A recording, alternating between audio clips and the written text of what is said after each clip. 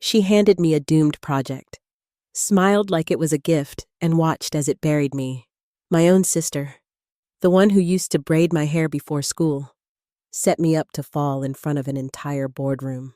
She stripped away my credibility with quiet precision, twisted the story until I looked like a reckless amateur, and let our mother believe I had humiliated the family. By the time I realized what she'd done, I had already lost my job, my confidence, and every ounce of trust I'd ever placed in her. They thought I would shrink. They forgot I knew how to rebuild from rubble. And this time, I wasn't building it for them. Vanessa always knew how to make destruction look like elegance. She didn't raise her voice, didn't slam doors or throw tantrums. No, she used softer weapons, smiles, strategic silences, carefully chosen words that landed like scalpels. I used to admire her for that. Now I understand what it really was, control disguised as grace. Growing up, she was everything I wasn't. Blonde, bold, and brilliant. At least that's what everyone said. Vanessa was the one who got the scholarships, the speeches, the applause. I got good grades too, but no one ever framed my report cards. Mom didn't mean harm. She just noticed Vanessa more. Even when she wasn't in the room, her presence lingered like a painting you can't take your eyes off. Even when it makes you feel small. When I lost my freelance job 2 years ago, it was Mom who suggested I reach out to Vanessa. She's family. She said, as if that word meant safety, I'm sure she'd love to help. And sure enough, Vanessa offered me a position at her company entry level. But with potential. I didn't ask for more. I was just grateful. Grateful to be included. To be needed. That word needed held power for someone like me. But there's a difference between being needed and being used. My job title was project coordinator. But in practice, I was a glorified assistant. I fetched dry cleaning, proofread press releases she barely skimmed, booked her blowout appointments, and stayed late to fix presentations she'd mess up and then blame on the interns. I told myself it was temporary, that I was learning, that eventually she'd see what I could do. Then came the opportunity. Vanessa called me into her office one morning, white cashmere sweater, coffee in hand, like always, and told me she had a special project she wanted me to lead, a logistics overhaul for a new high-end client. You've been working so hard, she said, eyes soft. It's time we give you a real seat at the table. I wanted to believe her. I wanted to believe that my loyalty, my silence, my extra hours had finally earned me a chance. I walked out of that office feeling 10 feet tall. What I didn't know was that the deal had already soured before it landed in my lap. Vendors were behind. The contract had hidden clauses that made no sense. The budget was stretched thin before I even opened the spreadsheet. I flagged things. I asked questions. But every time, Vanessa waved it off. It's just startup jitters. She said, don't overthink it. So I didn't. I trusted her, like I always had. When the client pulled out abruptly, without ceremony, I was devastated. I stayed up all night trying to figure out what I'd missed. The next day, she called me into her office again. Only this time, her tone was different, cooler. They're disappointed, she said flatly. But this is business. Lena, sometimes people fail. She didn't say you failed. She didn't have to. Word traveled fast through the office. I noticed the side glances, the sudden change in how people greeted me or didn't. My login credentials stopped working a week later. When I called AT, they told me I'd been deactivated. No one had the decency to tell me I was out. Vanessa didn't even text. Mom's reaction was worse. What did you do? She asked. Like I was a child who broke something valuable. Vanessa said it was a tough decision. A tough decision. She sabotaged me. And I got to carry the shame. I packed a small suitcase and left that night. Didn't say goodbye. Rented a shoebox apartment with what was left in my savings and let the walls swallow me whole. I didn't speak to anyone for a week. I couldn't. But in the silence, I stopped waiting for an apology. and I started listening to something else, something that had always been there, just too quiet to hear under everyone else's voices. My own. I didn't recognize myself for a while after that. I moved through the days like a ghost buying groceries I never ate, scrolling through job boards like it was just something to pass the time. Grief isn't always loud. Sometimes it shows up as silence. Sometimes it feels like an empty inbox and dishes left in the sink. I stopped answering Mom's calls. The voicemails always said the same thing anyway. "I'm worried about you," followed by a long pause. And then, "Your sister meant well." I deleted them without listening all the way through. I knew the script. I'd lived it my whole life. And then one day, I ran into David. It was at a hole-in-the-wall coffee shop I'd started going to, mostly because no one there knew me. He looked the same as I remembered, slightly disheveled. Thoughtful eyes. That nervous energy he used to carry around like a backpack full of unspoken ideas. We'd gone to college together. I remembered him once confessing he had a crush on me at a Halloween party while dressed as a giant calculator. We hadn't spoken in years, but when he saw me, he smiled like no time had passed. We caught up over burnt coffee and shared silences. I told him vaguely what had happened. He didn't ask too many questions, just listened. And then he said something that caught me off guard. "I remember how smart you were. Lena, you always saw things other people missed." No one had said that to me in years. Maybe ever. Turns out, David had started a logistics software company. Nothing flashy. Mostly working with mid-sized supply chains and manufacturing vendors. "It's growing faster than we expected," he said, almost sheepishly. "And honestly, we need someone like you." I laughed. A short, sharp sound that didn't feel like mine. "You don't even know what kind of mess I am right now." He leaned in. "That doesn't scare me." So I took the leap. It wasn't glamorous. The office was a rented corner of an old building above a dentist. The coffee machine made a noise like it was dying every time you touched it. But it was honest. No one asked about my sister. No one expected me to fetch lunch or sit quietly while someone else made the decisions. They gave me a small desk, a stubborn computer, and a problem to solve. And I solved it. It felt like waking up from a long sleep. For the first time in years, I was building something with my own hands, my own brain. I stayed late, not because I had to, but because I wanted to.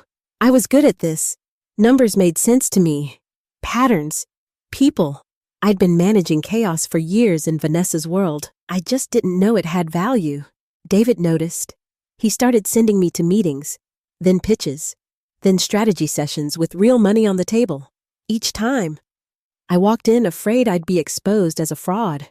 Each time, I walked out proving myself wrong. A few months later, an opportunity came in from a major player, Cavendish Holdings. They were struggling to stabilize their regional logistics after a massive shakeup in their vendor chain. They wanted a full overhaul. It was a huge job. David was over the moon just being considered. Then I saw the name on the internal report, Vanessa. Cavendish Holdings had just signed a partnership with her firm weeks earlier. If they crashed, so would she. I didn't say anything right away. But that night, I sat at my desk long after everyone else had gone home, staring at the glowing numbers on my screen. There it was, plain as day. Her entire firm was tied to a failing model. One domino, and she'd be buried. I could let it happen, but something inside me shifted. Not forgiveness, not revenge, something else entirely. Clarity. Because for the first time in my life, I didn't want to prove anything to her. I just wanted to do the right thing for me. I didn't sleep that night. I watched the city blink through my bedroom window like it was trying to whisper the answer. Part of me wanted to walk away. Let Vanessa's house of cards collapse. Let her taste failure the way I had. Let her finally feel the cold weight of shame that she so effortlessly dumped on me. But another part of me, stronger, quieter, kept asking one question. What kind of person do I want to be when no one's watching? The next morning, I asked David to meet me early. He raised an eyebrow when I walked in with a folder and 2 coffees. Because I usually only brought one, I know how we can fix the Cavendish problem, I said, sliding the file across the table. He scanned the pages while sipping, then paused mid-sip. This is Vanessa's firm, he said. I nodded. He looked at me like I was a little dangerous. You're okay with helping them? No, I said, but I'm not doing it for them. That was the truth. I wasn't there to save Vanessa. I was there to save us, our company, our integrity, our word. And even more than that, I wanted to prove something to myself, that I could face the wreckage without becoming part of it. David trusted me. We pitched the solution the following week in a boardroom filled with suits who looked like they could buy half the state. The air was stiff with tension. I knew some of them had heard the old story how I failed once, how I embarrassed my sister, how I left under budget restructuring. But I didn't stammer. I didn't shake. I laid out our plan clean, clear, measurable. I answered every question before they could ask it. I anticipated their pushback and dismantled it without arrogance. When I finished, the room was silent for a beat too long. Then one of the directors clapped. Another nodded. A third leaned forward and said, "Can we start next week?" I didn't smile. Not yet. Because I saw him, Mr. Cohen, CEO, conservative, polished. The man who, 3 years ago, had taken Vanessa's word over mine without even meeting me. The same man now watching me with sharp eyes and a slow, thoughtful expression. When the meeting adjourned, he approached me. "I misjudged you," he said plainly. I looked him in the eye. A lot of people did. He nodded. "I won't again." That night, David took the team out for dinner. Everyone was laughing, ordering too many appetizers, telling stories. I excused myself and stepped outside into the cold. Not to cry, not to collapse, just to breathe, to let my feet feel the ground beneath me. And then my phone buzzed. Vanessa. I stared at the name for a long time. I hadn't spoken to her since the day I'd been erased from her company. The voicemail came through seconds later. I pressed play. "Lena, I know we haven't talked, but I heard what you did. You didn't have to. I wouldn't have. But you did. And now they're saying we might actually survive this quarter. I guess I just... Thank you." There was a pause. "And I'm sorry for everything." I didn't delete it, but I didn't call her back either, because an apology is just noise when it comes too late. I stood there, staring at the blinking lights of the city, and realized something no one ever taught me growing up. You don't have to win to be whole. You just have to stop letting other people decide what you're worth. And for the first time in my life, I knew exactly who I was, even if she never did. A week later, she showed up in person. I was standing outside our office building after a long client call, sipping bad coffee from a cracked thermos, when a sleek black car pulled up to the curb. The window rolled down slowly like a scene from a movie. And there she was, Vanessa, in all her polished perfection. Same hair, same suit, same lipstick, but her eyes looked tired, older, like something inside her was finally starting to crack.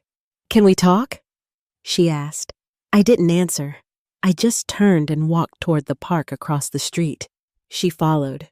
We sat on a bench, the kind that creaks under too much silence. I didn't offer small talk, and she didn't try. "You saved me," she said finally, staring straight ahead. "You didn't have to, but you did." I waited.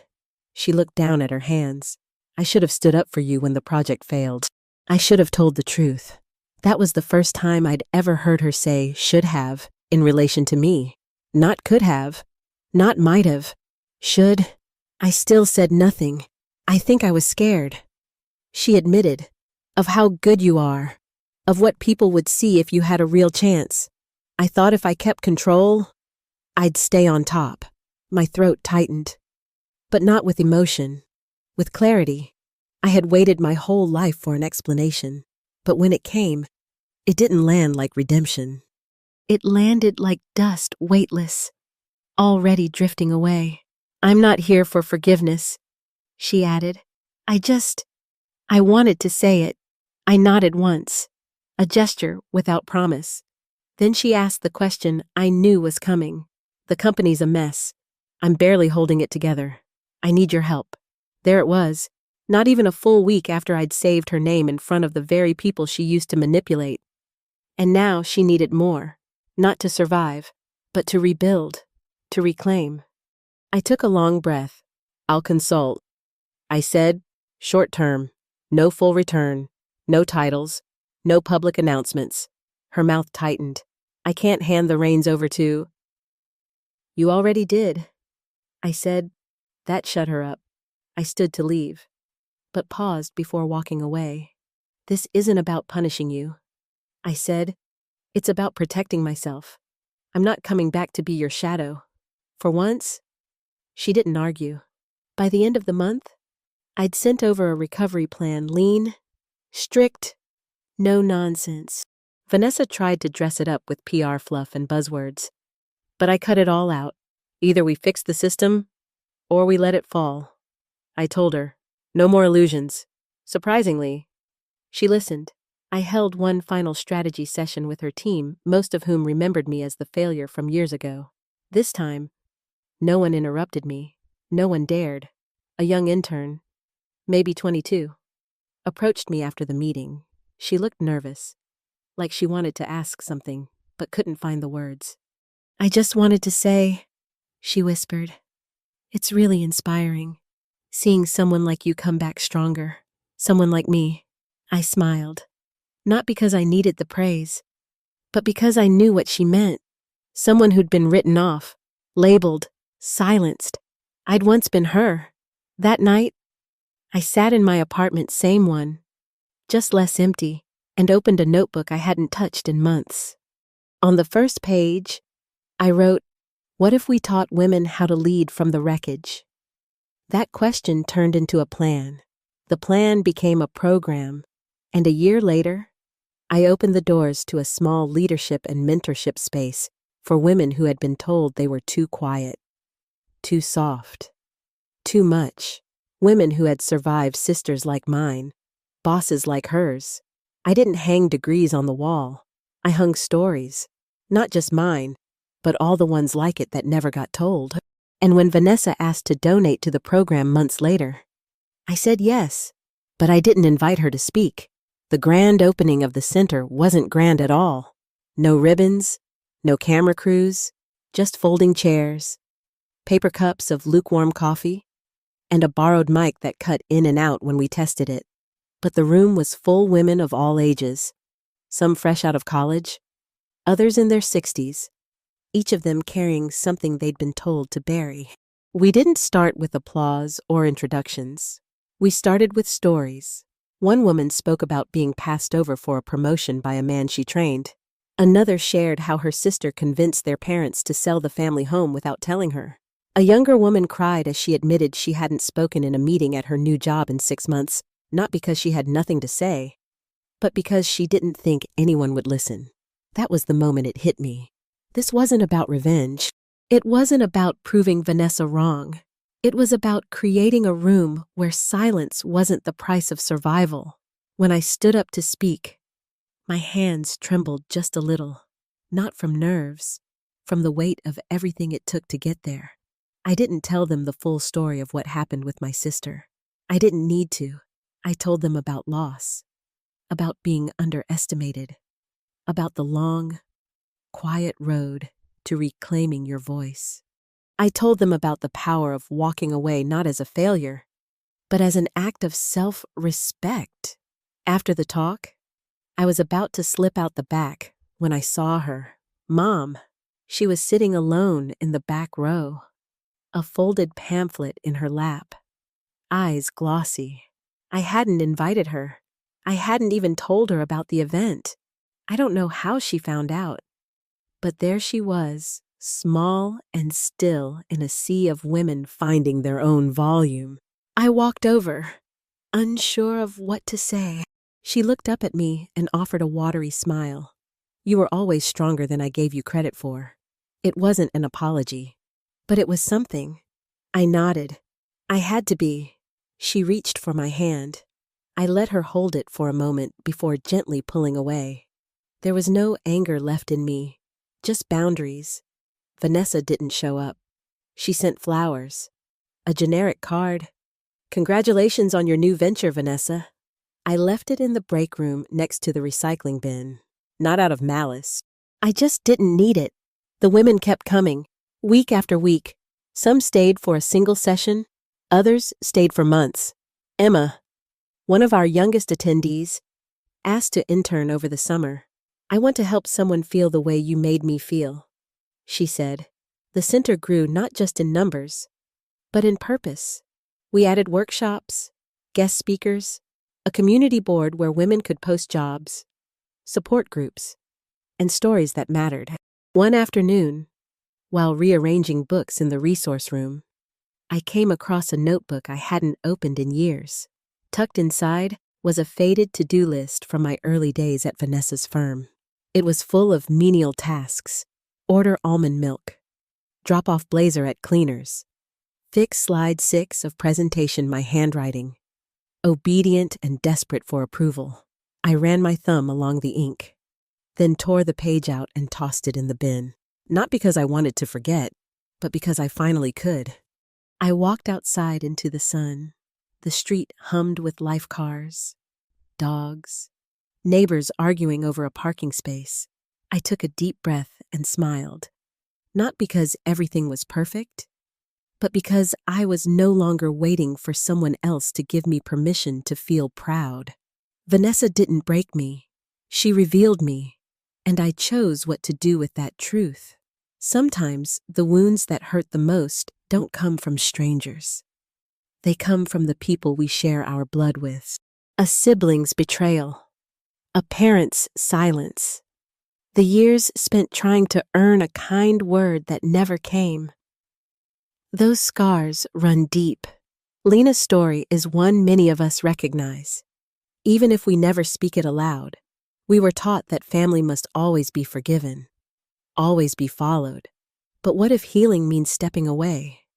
What if love, real love, starts with choosing peace over approval? Lena didn't become strong because someone lifted her up. She became strong the moment she stopped shrinking herself to make others comfortable. That kind of growth, it's never too late. Have you ever had to walk away from someone who was supposed to protect you? We invite you to share your thoughts below. Your story may help someone else find the strength they've been waiting for. If this story touched your heart, please like, subscribe, and stay with us for more powerful, true life journeys about family, courage, and rediscovery. Sometimes the person who saves the family is the one they tried to break, and sometimes that person is you.